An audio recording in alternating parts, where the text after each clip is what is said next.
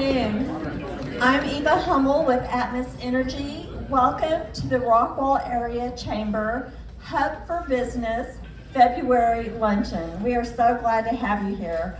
I would like to invite Gerald Hendrick, owner of Rockwall Wealth Advisors, to join us in the, or lead us in the invocation and pledge.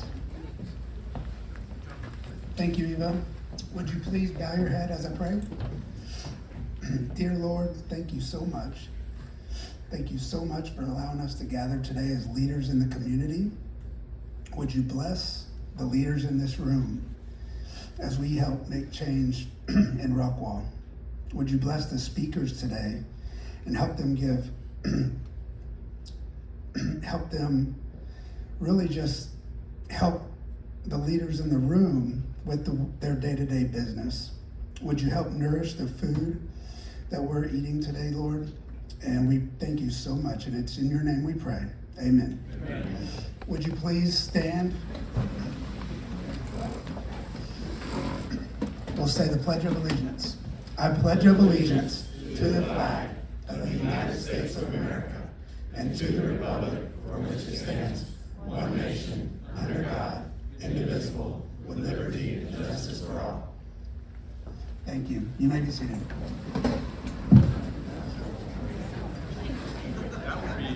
Thank you, Gerald. Again, I just want to welcome everybody. It's so good to see so many community leaders here at the luncheon today. And what a great program we have, attaining and retaining great talent. I can't wait to hear from these esteemed leaders that are right here in Rockwall County. Before we get started, I do want to recognize our elected officials who are here with us today. So if you are an elected official, if you could please stand so we could recognize you. Thank you. Next, I would like to recognize our board of directors for their time and talent on serving on the board. So if you are a board of director of the Rockwell Chamber, could you please stand to be recognized?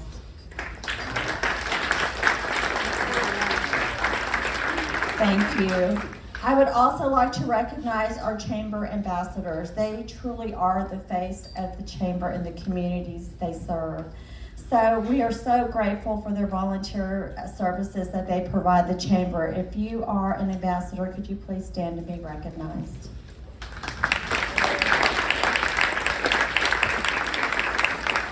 Thank you. And last but certainly not least, we want to thank our Circle of Excellence sponsors. Programs like this would not be possible without these sponsors. So if you would just show some appreciation for the sponsors that are there on the screen.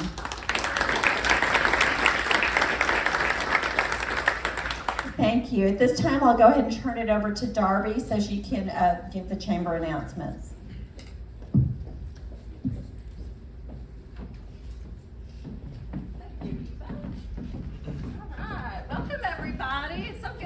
You all, I had to miss our luncheon last month due to a COVID scare. So anyway, it's great to be back in here with you guys. I want to recognize some people here today as well. Do we have any new partners that this is your first time to ever attend a luncheon with us? Stand up. Please, stand up. Look at these folks. I want you seasoned people, go meet them. Please welcome them, do business with them.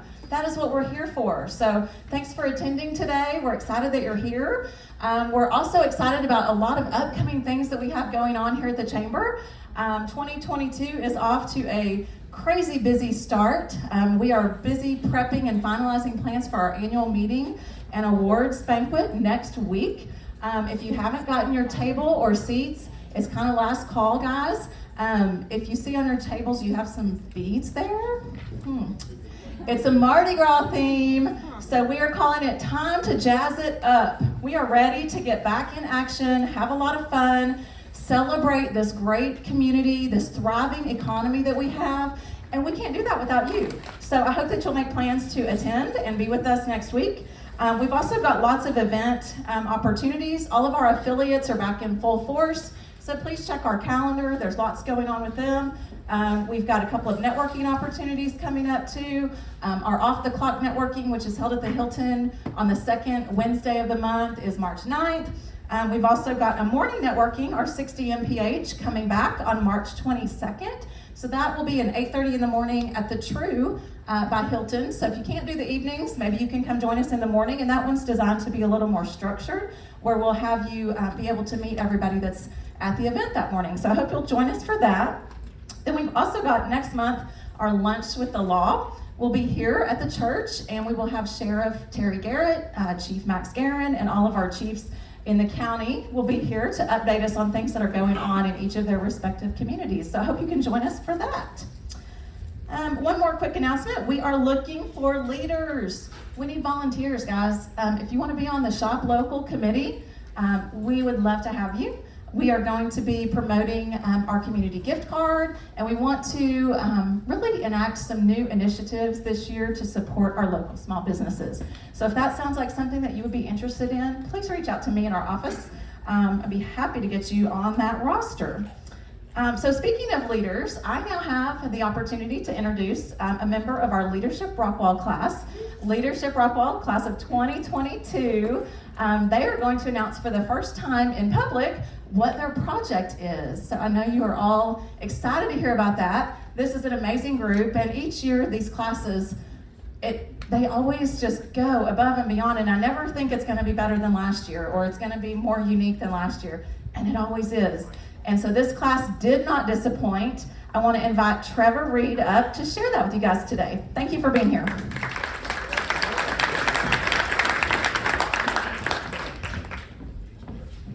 Thank you, Darby, and it is great to see new faces in the crowd. It wasn't 2 or 3 years ago that I was one of those faces, so be careful talking to folks. They'll get you busy and a hurt. No, I'm just kidding. Jump right in. We are all friends. So to that, like Darby mentioned, Leadership Rockwall class of 2022, striving to get that title of best class ever. So I've heard it is a pretty rare air up there. So our class project is placemaking. How many folks in this room have been to Laughlin Park before? All right, there you go. You might have been there if you grabbed a Boots Burger and found the next available green space. So it is a park downtown in Rockwall, and we are doing some placemaking to improve that park. Can you flip over there? All right, so this is the project design, site map, and location. And so what you can see here is we've taken some inspiration from the Arboretum downtown Dallas. If you've ever been there, and creating a place called the Grove at Laughlin Park. It is a magnolia lined area. It has some benches around it that feature the Downtown Historic Preservation Society's preferences. We are also doing some pavilion improvements, walling off a certain part of that to make it more inviting, and then putting in an illuminated pathway. There's also some donations from JCK Concrete to improve ADA access and to connect all those pavilions together.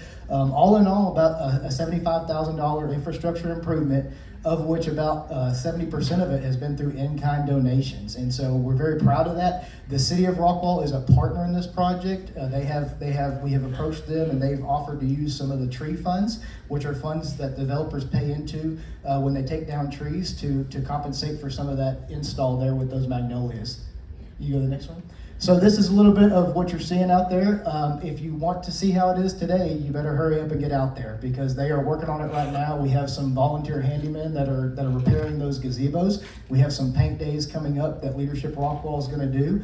And then we're starting to install the irrigation and waiting for a good day to install the trees so they can get going before summertime. So encourage you to take your children out there, grandchildren, take some pictures before those trees grow up, and it'll be a cool picture later. Also, the Art Commission with Rockwall has selected this as the first spot that they want to put the butterflies in. If you've seen part of that with the City of Rockwall, so looking at a couple of locations to install that in April. And so looking to have that as part of the integration with that park as well. And so we are looking forward to having an event to reveal all this once it gets installed. We're targeting Arbor Day right now, and would love to have all of you in attendance to join us for a park picnic and some events down there on the square. And finally, brick sponsorship. So I will tell you, we've got forms here today. Sarah Lynn over there, as well as all the other Leadership Rockwall members. Kevin will shake you down if he has to. We have 100 bricks to sell, and these memorial bricks are a part of the park. They go right at the end of that grove to recognize all the people that want to have their family names remembered and their donations that support that park to purchase some of those items that we couldn't get in-kind donations for. And so the bricks are $175 a piece, $175 a piece. That gets you a brick. We have just under, I think, 50 bricks left of the 100. So they just went for sale last Tuesday, and we're already down to half. So if you want one, find us today. We've got the forms, and we will provide those to you and get you going on that one. With that, I'd like to invite Cain Pierce up here with B1 Bank. Cain is a member of Leadership Rockwall. He has done paint swatches in the past week to get approved by the City Parks Department, so he's been all over the place, and he's going to introduce the speakers. Thanks, Trevor. You know, I'm part of that group, and still every day the project gets better and better, so it's really, really cool to hear all that, and thank you guys for all the work you're doing on that. So it's my pleasure to get to introduce our three speakers for today, and our first speaker is Vicki Craft. With over 20 years of finance leadership in some of the biggest brands like Pepsi, Frito-Lay, Sprinkles Cupcakes, and Main Event Entertainment, Vicki is the Chief Financial Officer of Pegasus Foods, one of Rockwell's largest employers and recently named top Dallas 100 fastest growing private companies. Her passion is taking companies from good to great, and it's led businesses to adapt, transform, innovate, and invest in long-term growth strategies. All the while, Vicki is intentional about helping and encouraging young women in their climb to their individual summits. Her core strengths include the ability to develop and influence sales and marketing strategies to grow top-line revenue, cost management to maximize profits, build and lead high-performance teams, and she has excellent communication skills. Project management skills, but I'm sure she has good communication skills too. We'll see. Vicki has excelled throughout her career, constantly growing and achieving success. She has a BBA in finance from the University of North Texas and is a CPA licensed in Texas. So please help me welcome Vicki Craft.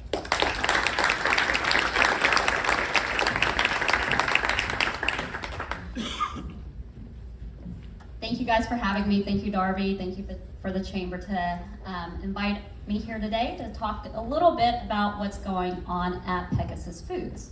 And so, just in case you guys don't know, Pegasus Foods is a contract manufacturing company that processes food for some of the biggest retailers and restaurants here in the US. And so, you know, some of the products that we produce are Panda Express Rangoons. We make 160 million pieces a year for all of Panda Express. We are their sole provider of this particular appetizer. And if that number doesn't make you go, wow, that means that everybody in Rockwall County can eat 1,300 pieces of this Rangoon a year. And so right after lunch, that really just fills you up.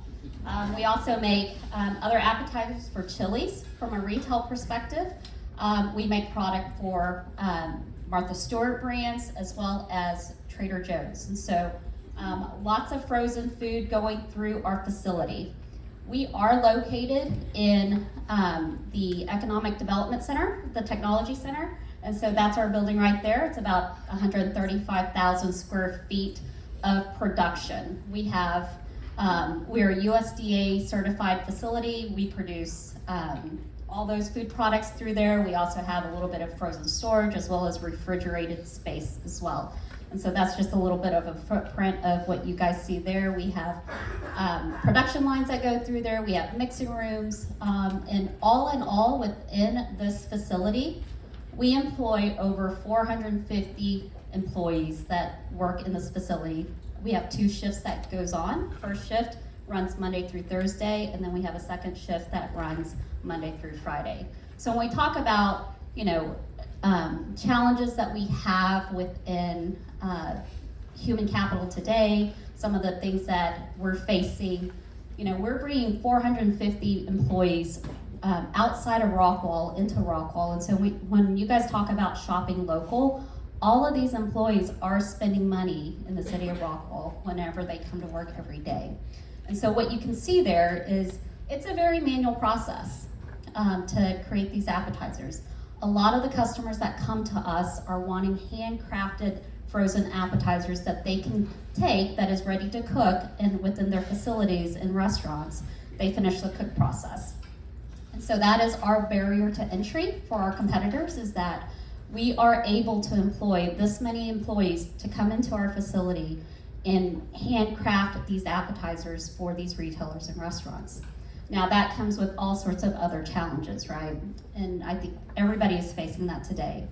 And so when we talk about where these employees are coming from, we've looked at where we're sourcing. And so the majority of our employees that work in our facility are driving on average 30 minutes to get to Pegasus Foods. And so when we look across the map of where these folks are coming from, where you see the little car is where our plant is. And then where we're sourcing these employees from are Greenville, Royce City, Garland, Mesquite, South Dallas. And so all of these employees are coming in from these different cities and working in Rockwall, and then also then spending money in Rockwall. So that's a good thing for all of us in the room. And so some of the challenges that we've had with having this many employees is that, as we've gone through the whole COVID scenario, what we have been able to do within our facility is not shut down one day.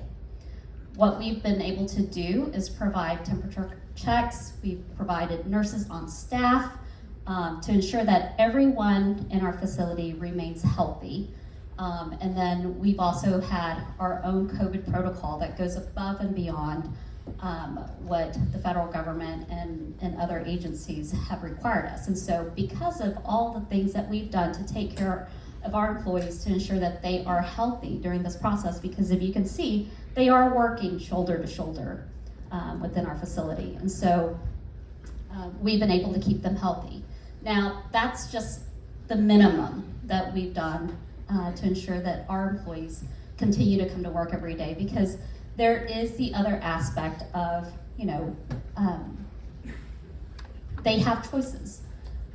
They are driving 30 minutes to come to our facility, and so we've had wage rate pressures as well as just changing the culture of Pegasus Foods to ensure that they're enjoying what they're doing. And so we've done a lot of work and made a lot of investments on our end to ensure that these employees are happy, they're well paid, they're taken care of, and they feel like they are healthy when they come to work every day. And so some of the small things that we're doing is employee engagement. This is very important for us to ensure that our employees feel like they are a part of the Pegasus Foods family.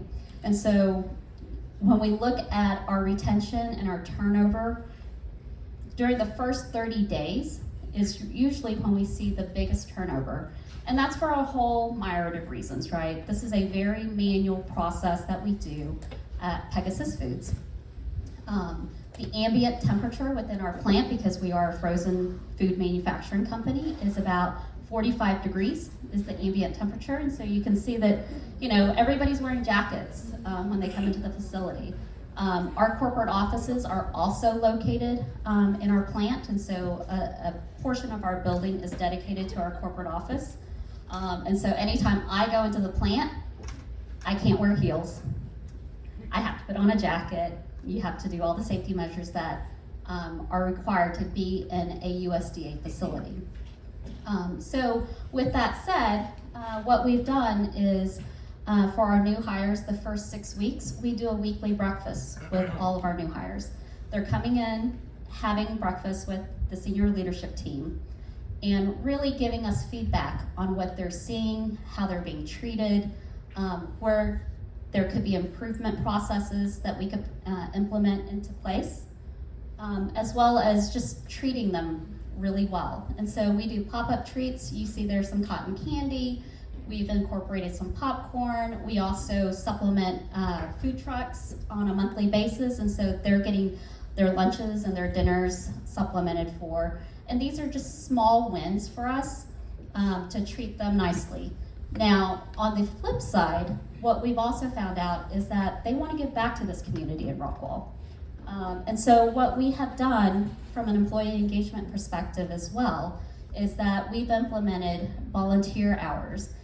We'll go into the community and we'll also have our employees volunteer, because this is what is important to them, as well as what's important to us to give back to our community that we're also in. And so with all of that, you know, we are probably the second biggest employer in the city of Rockwall, with 450 employees. From a corporate perspective, we have about 40 folks that are also commuting into Rockwall. And so from a retention and recruitment, we're looking at different investments that we can make into this community to retain and recruit for about 450 employees into Pegasus Foods. And so I'm so happy that we're here today to tell you a little bit about our company. Again, you know, we provide lots of different frozen appetizers for our retailers and our restaurants. And so even though Pegasus Foods isn't a name that is well known because we are contract manufacturing, you guys have probably had a lot of the products that our employees make every day. And so we are very proud to be in the city of Rockwall with you guys. Thank you very much.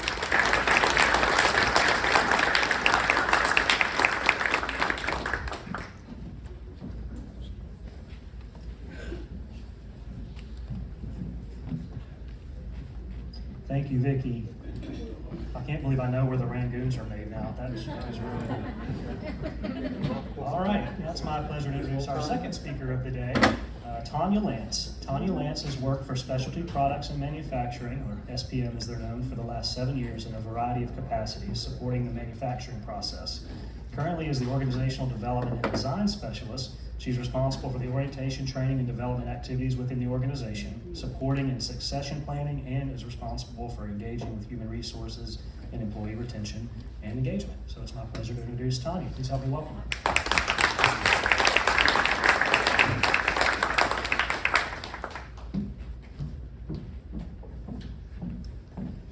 Thank you. Good afternoon, everybody. I'm really excited to be here today. This is my first time at a chamber event, first time speaking on behalf of Special Products and Manufacturing, so I'm very excited to be here, tell you guys a little bit about our retention and hiring strategies. My name is Tanya Lanz. I am the Organizational Development and Design Specialist for Special Products and Manufacturing. So that basically means I'm responsible for all the training and development, succession planning, strategic objectives, things that relate to our associates. Before I get started, I want to tell you a little bit about SPM. So we are also a contract manufacturing organization specializing in metal fabrications. We are a privately owned company founded in 1963. We have about 205 people spread across 3 different facilities, one in Rockwall, one in Fate, and one in Round Rock, right outside of Austin.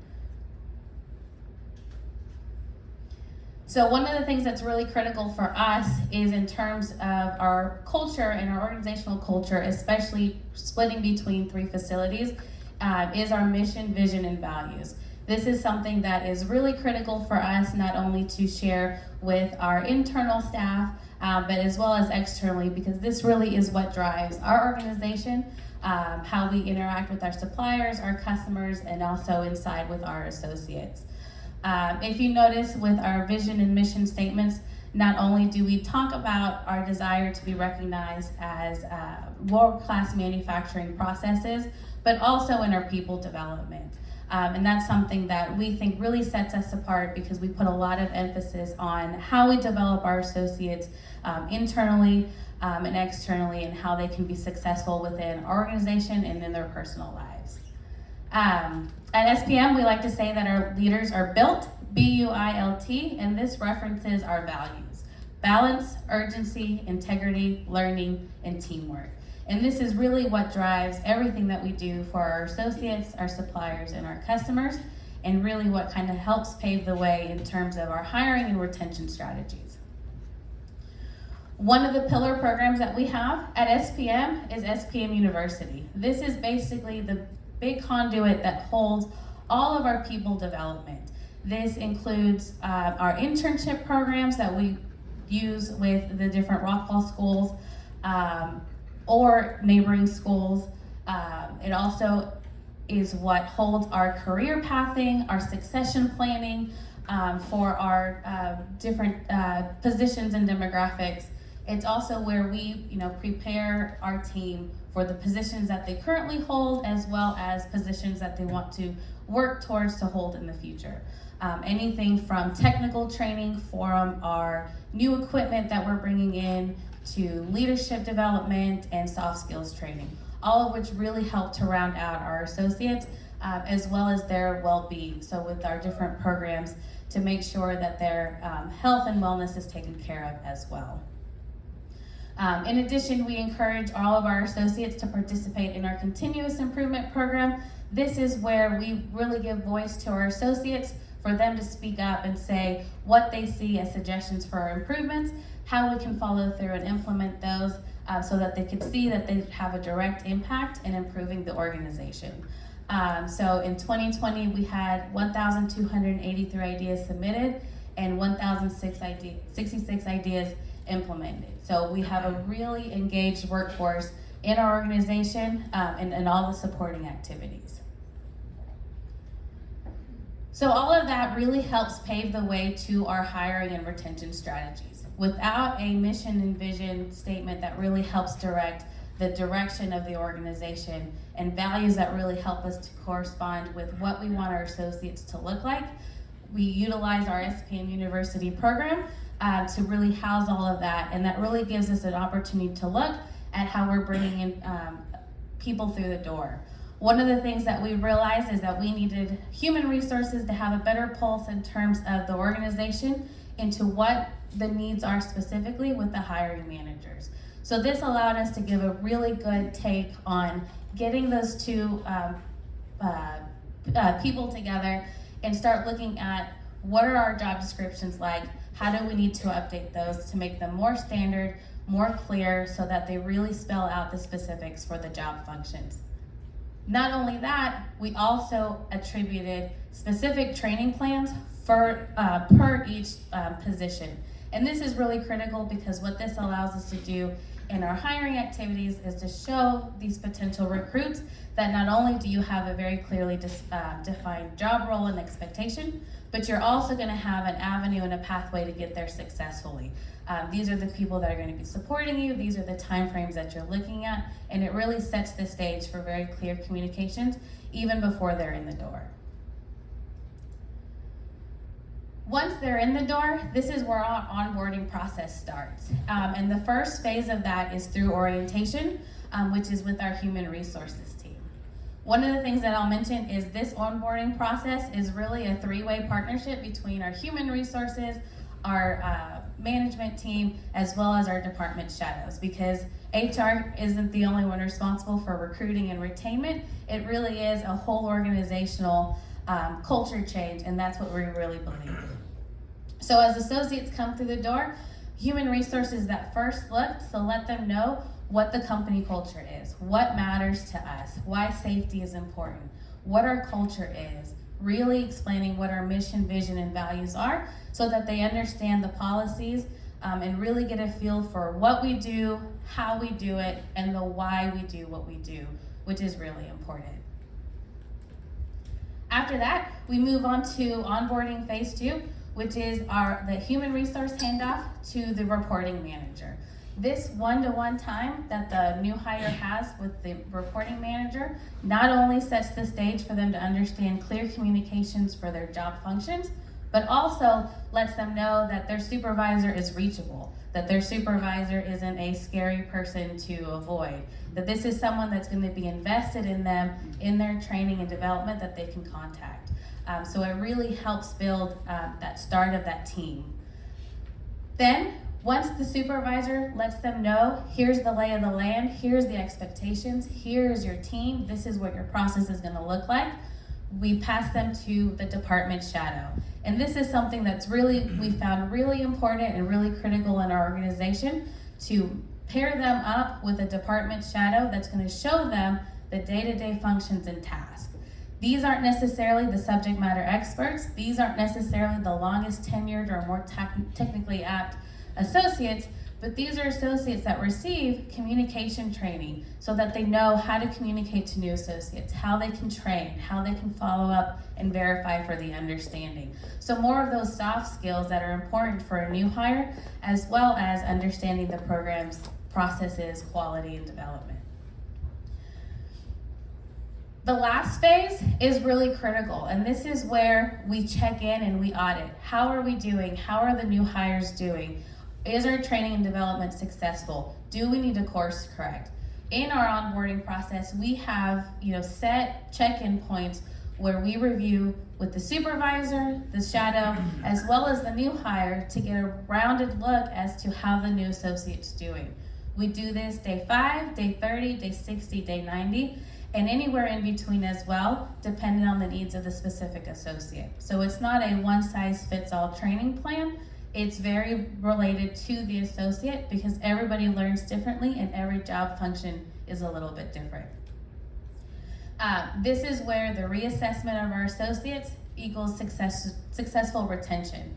This is where we're able to kind of assess the outcomes. Is the associate doing well? Are they learning and training on target and being able to work independently?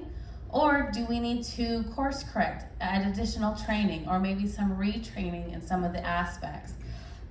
Or it may be that the seat that we hired them on is not a good fit, and so we move them to a different seat of the bus, a different open position within the organization that they can be more successful, which will make our organization more successful. This will come with a new training plan, new communication rollout, so that this associate understands that this isn't a failure point, it's just a different opportunity to learn something new.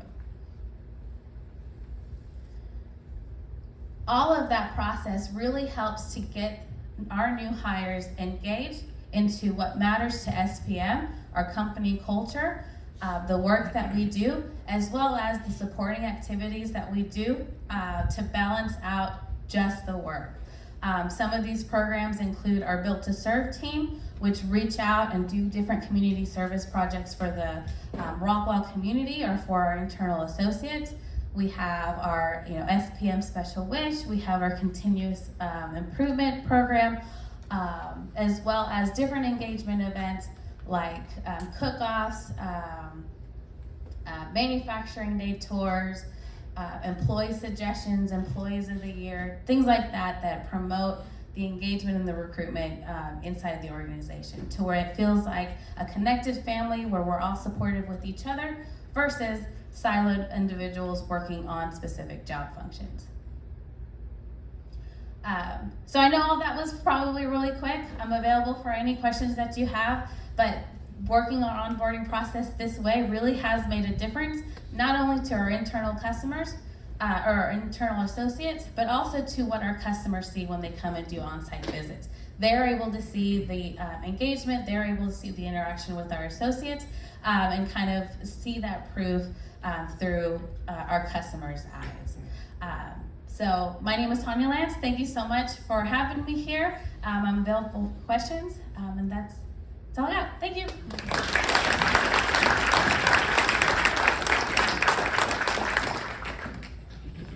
Thank you, Tanya. All right, now I can introduce our third speaker, Billy Self. Billy is a Rockwall-born and raised local business owner with wife Katie and 4 young daughters.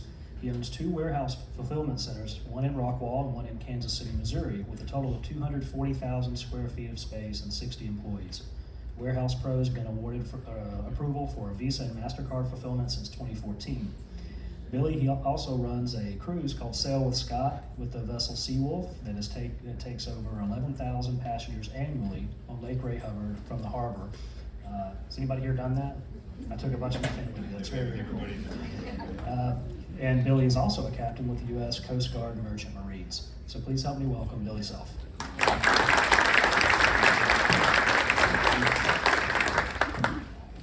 I had a worker that worked for me. He was in the warehouse and he was doing assembly work.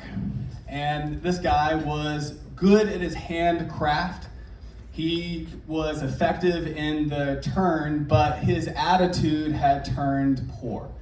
The attitude became anger. It became like whispers of insubordination, and it got to the point to where myself and the manager said, it's time for this guy to go. And so our loading dock in our warehouse is where I greeted this young fellow, and he was in his early 20s. And I said, it's time for you to go, we're gonna part ways. And it was at that moment I went, this is gonna escalate more than I thought it was going to. So it started to get where he was cussing at me and new cuss words I had never heard before. And my family is a bunch of pirates. So I learned a few in that moment. And Jeremy, my warehouse manager, and another guy named Ross quickly came to my rescue. They came up and basically in front of me and protected me and helped escort that young man out the door and ultimately to his car. And it took him a moment, but he finally left the parking lot. When Jeremy and Ross came back in the warehouse, Ross came up to me, and Ross is the kind of guy you don't want to mess with. Like, you just don't. Ross came up to me and goes, hey, coach, yeah, I'm sorry to step in on your business there. I didn't want to, he thought I was offended that he helped me. I was like, no, Ross, make no mistake. Your job is to protect me. So that you did very good, Ross. Do that again if it ever happens. But listen, we are in the business of people and space. We are a fulfillment warehouse. So we're in the business of people and space. So when companies need more space or need people to do something, that's where they hire us. We are a 45-year-old company. My dad started it. And I've never had another job, except for teaching summer sailing at Rush Creek Yacht Club. So this is all I know. This is a lot of things that I have had to approach very humbly in employees because I don't know anything different from what we've experienced in our warehouse. So I don't have it all figured out, and I certainly reach out to my buddies, my business neighbors to ask what they're doing. I love what they said because I'm taking notes.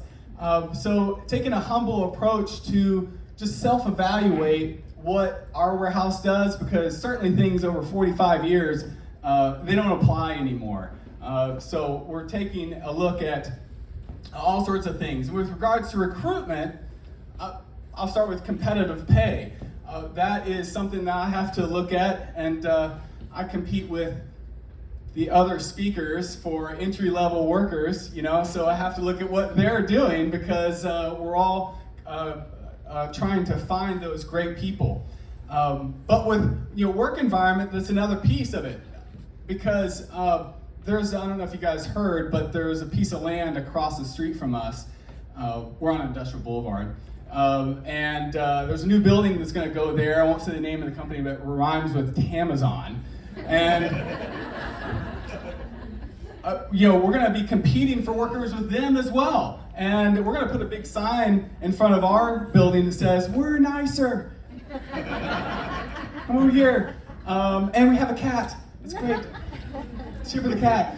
But we also have our advertising that we do through temp agencies. We have multiple temp agencies. They're out there trying to find those great people. But most successfully, it's the staff that we have in our company right now with their families. I've certainly asked my family. Mom is a great worker. She comes up and she can do great work in our warehouse and has. Thank you, Mom. But we have so many families in our warehouse because Ross, I mentioned earlier, he's one of our biggest recruiters. His mom works for us. His brother, his cousin has worked for us. And then friends of theirs. And what I love about that is because it can explain the culture to the new person coming on board. There's no surprises. They can tell them, "Oh, well, this is what I do. This is how they treat lunch. This is how they can behave. This is how they treat time off. This is how the culture operates." But once we get them in the door, I can usually tell, and so can my managers, if they're going to be successful in the first minute. And so we have a pretty big facility. We have 160,000 square feet, and there's usually a walk up to the area where we're going to assign them. And as I'm walking and with that associate, we're going to go this way. If they can't keep up with my pace of my walk, I can tell right then they're probably not going to make it. And it goes further, because once we get to the area and we're explaining, hey, you're going to do this right here with this team, their body language means so much. If they're not leaning in to learn and see what to do, and they're kind of cross their arms back, we have dismissed them at that moment. And we have literally said, you're not going to work out. There's no offense, but you didn't pass the first test. You didn't pass that 1 minute test. We don't want to waste your time. We're respectful of your time, but we don't want to waste our time as well, because the retention of our current employees is so critical. They're going to judge if we kept that person. They're going to look and say, well, they kept Tommy and he walked slow. I know Billy doesn't like slow walkers. I say it in our team meeting, don't slow walk.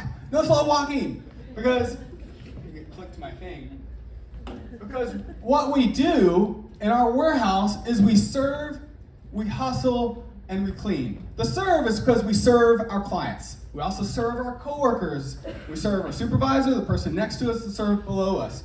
We're a service-oriented business. But we also have to hustle. There's always something next to do, and if you ran out of something to do, you can clean. And also that's beautiful because that shows somebody you're available and you're doing something effective. So in our warehouse, we serve, we hustle, and we clean. Because we are in the business of solving problems. If our clients don't have problems, they don't need us in the first place. They have a building.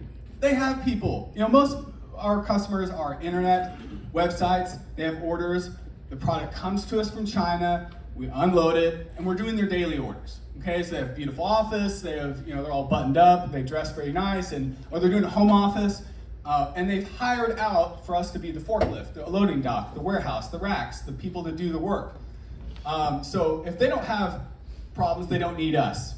So with retention, I also look for staff and watch if they escalate or de-escalate situations. Okay, so are they going to be a Chicken Little? Are they going to say the sky is falling and they escalate situations, or do they de-escalate situations? This is no problem. We've seen this before. We can handle it. And that spreads out to the work environment to retain the employees that we want to retain, because there's always going to be some kind of problem. And then there's the other aspects, because we don't tolerate passive aggressiveness in our warehouse. One example is if a manager is upset that his area is messy and they come out and just kick the boxes out of the way and don't say anything to the staffer to clean up. That's passive aggressive. We don't want that. Just be direct. And then everybody has a safe working environment that they can enjoy, because if there's something wrong, the supervisor is going to be very clear about it. Oh, this is not clean enough. Remember, we clean. What do? We clean. So it's very clear what we're to do. The last thing I would say about retention is the growth of their job. And we've been talking about this a lot in our management meetings, and I'm learning and relearning and trying to educate myself on how to do this, but there's a lot of parenting advice that can apply to your staff. And what I loved hearing about 2 weeks ago from Jordan Peterson, who said, when they're doing something dangerous carefully, you should let them. You know, for my daughter, who's 10 years old, I love her. For her, it's cutting a carrot in the kitchen. She's doing okay, but let her cut the carrot. She's doing it carefully. But for us in the warehouse, it's hitting the big red button on printing orders that have been sorted out. And there's thousands of orders. If you don't hit the big red button on the print, the labels, they're not going to come out correctly, and the orders aren't going to go out successfully, and now we've made a mistake. All right? But they did it carefully, and we want them to do that because we want to train, we want to delegate. And I talked to my managers about what their value is to me is when they freed themselves up. I want to cross-train. I want them to be free to talk to me about the next thing. I don't want them being bogged down in the time-consuming things, because it's fairness to them. They want to grow. We should let them grow in their responsibility. That's how we pay. There is some inflation pay increase, of course, but for them to grow, I want them to take on more responsibility. I want the upper level managers to free their time to work on the next bigger problem. So, because in cross-training, I feel strongly about failing. I think you should be failing a little bit. I think there should be some heat, and if you're not failing a little bit, not a whole lot, but if you're not failing a little bit, you probably didn't delegate enough, probably didn't cross-train enough. Our warehouse, we have custom efforts all over the building. That's why people hire us. It's because something's weird, something's technical, something's hard to do, and so all these little areas across the warehouse that are different. So cross-training is critical. If somebody who's out for 2 weeks for COVID, you need to have somebody that can still do the work. And that goes into who we are. The first piece is what we do. Second is who we are. We're reliable. We want to be reliable to our customers because we're a service. We want to be accurate because it's their stuff and it's their business and it's really important to them that those orders go out accurate. And we also want to be adaptable. So we are adaptable to where my effort stopped, I'm done. They raise their hand, go to Jeremy, say, I'm done with my thing. I'm ready for the next thing. Great. All right, you're going to go over to this side of the warehouse and you're going to work on those orders for that customer. And guess what? They've now cross-trained and they know now 3 different areas on how to do something. And it just builds on itself, and we've kept that negativity out of the building because we didn't even let them go past minute 1, or they couldn't keep pace. And so the culture builds, and it's wonderful. And then we learn from that. We got to do this better, and it just all starts to work better together. And again, I come to this very humbly because I don't have it all figured out, and we make mistakes 2 hours ago. So there's all sorts of things that come up in warehousing. I love it. It's dynamic, and things are always happening. Because I tell Katie on the way out the door, I'm like, I wonder what kind of problem we're going to deal with today, because it's going to be something cool, and we'll figure it out. We've seen a lot of things in the past 45 years. So I appreciate you guys letting me share my story with you at the Chamber. Darby, thank you very much for having me. This is a cool group, and I appreciate you having me out here today. Thank you.